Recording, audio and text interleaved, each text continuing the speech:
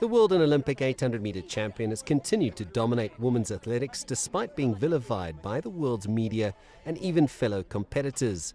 But now, off the track, Caster Semenya faces arguably the biggest test of her stellar career as she challenges the sport's governing body in what she and many others believe is a human rights issue.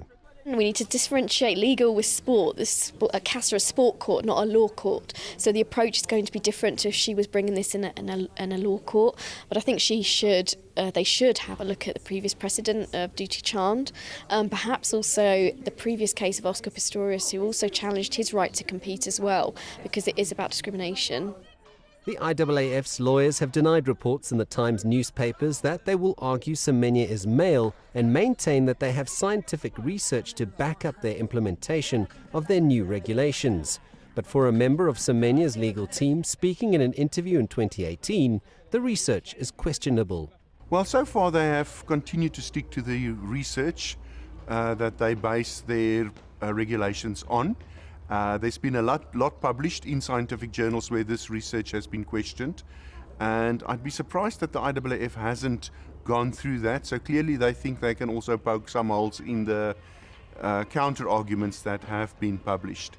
Should the 28-year-old lose her appeal, it will force her into a difficult position, but it won't be the end of Semenya's career.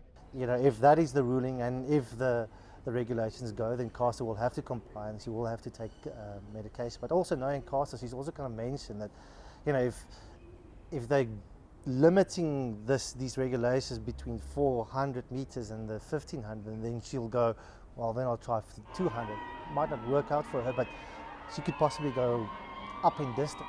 Should the woman who is unbeaten over 800 meters for the past 4 years be successful, it could well see the Commonwealth Games champion break records and barriers in 2019. I think she'll probably come back like a gale force wind, you know, and just kind of break all sorts of records and go for it, because I think just to kind of prove that point. And you know, we saw her last year. She ran with a purpose, and I guess that's exactly what she'll do again. And I think we might see trouble at this year's World Championships, or you know, whenever she competes this year. This landmark case is not just Caster Semenya taking on the IAAF. This is Athletics South Africa, SASCOC and the South African government getting behind the golden girl of athletics, not on a sporting matter, but on what is a human rights issue, and one that could well change women's sport as we know it today. CS du Plessis, CGTN, Pretoria.